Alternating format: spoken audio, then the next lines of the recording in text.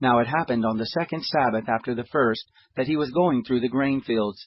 His disciples plucked the heads of grain and ate, rubbing them in their hands. But some of the Pharisees said to them, "Why do you do that which is not lawful to do on the Sabbath day?" Jesus answering them said, "Haven't you read what David did when he was hungry, he and those who were with him? How he entered into the house of God, and took and ate the showbread, and gave also to those who were with him, which is not lawful to eat except for the priest alone? He said to them, The Son of Man is Lord of the Sabbath." It also happened on another Sabbath, that he entered into the synagogue and taught. There was a man there, and his right hand was withered. The scribes and the Pharisees watched him to see whether he would heal on the Sabbath, that they might find an accusation against him. But he knew their thoughts, and said to the man who had the withered hand, "Rise up, and stand in the middle." He arose and stood. Then Jesus said to them, "I will ask you something. Is it lawful on the Sabbath to do good or to do harm, to save a life or to kill?"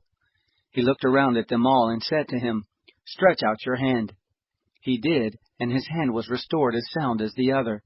But they were filled with rage, and talked with one another about what they might do to Jesus. It happened in these days that he went out to the mountain to pray, and he continued all night in prayer to God. When it was day, he called his disciples, and from them he chose 12, whom he also named apostles: Simon, whom he also named Peter, Andrew his brother, James, John, Philip, Bartholomew, Matthew, Thomas, James the son of Alphaeus, Simon who was called the Zealot, Judas the son of James, and Judas Iscariot, who also became a traitor. He came down with them and stood on a level place, with a crowd of his disciples, and a great number of the people from all Judea and Jerusalem, and the sea coast of Tyre and Sidon, who came to hear him and to be healed of their diseases, as well as those who were troubled by unclean spirits, and they were being healed.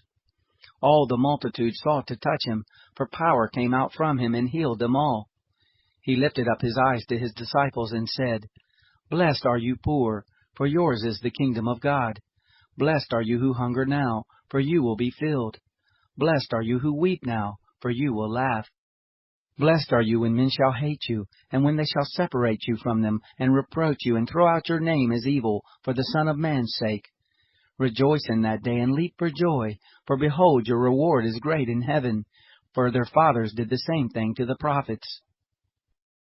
But woe to you who are rich, for you have received your consolation. Woe to you who are full now, for you will be hungry. Woe to you who laugh now, for you will mourn and weep.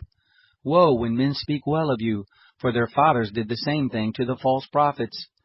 But I tell you who hear, love your enemies, do good to those who hate you, bless those who curse you, and pray for those who insult you. To him who strikes you on the cheek, offer also the other, and from him who takes away your cloak, don't withhold your coat also. Give to everyone who asks of you, and don't ask him who takes away your goods to give them back again. As you would like people to do to you, do exactly so to them. If you love those who love you, what credit is that to you? For even sinners love those who love them. If you do good to those who do good to you, what credit is that to you? For even sinners do the same. If you lend to those from whom you hope to receive, what credit is that to you? Even sinners lend to sinners to receive back as much. But love your enemies, and do good, and lend, expecting nothing back. And your reward will be great, and you will be sons of the Most High, for He is kind toward the unthankful and evil. Therefore be merciful, even as your Father is also merciful. Don't judge, and you won't be judged. Don't condemn, and you won't be condemned. Set free, and you will be set free. Give, and it will be given to you. Good measure, pressed down, shaken together, and running over, will be given to you. For with the same measure you measure, it will be measured back to you. He spoke a parable to them. Can the blind guide the blind? Won't they both fall into a pit? A disciple is not above his teacher, but everyone when he is fully trained will be like his teacher. Why do you seek the speck of chaff that is in your brother's eye, but don't consider the beam that is in your own eye? Or how can you tell your brother, Brother, let me remove the speck of chaff that is in your eye, when you yourself don't see the beam that is in your own eye? You hypocrite! First remove the beam from your own eye, and then you can see clearly to remove the speck of chaff that is in your brother's eye.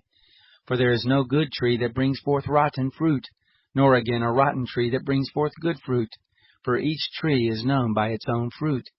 For people don't gather figs from thorns, nor do they gather grapes from a bramble bush.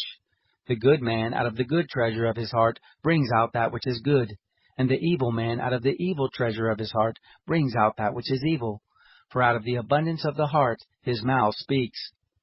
Why do you call me Lord, Lord, and don't do the things which I say? Everyone who comes to me and hears my words and does them, I will show you who he is like.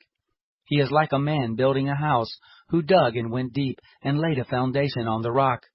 When a flood arose, the stream broke against that house and could not shake it, because it was founded on the rock.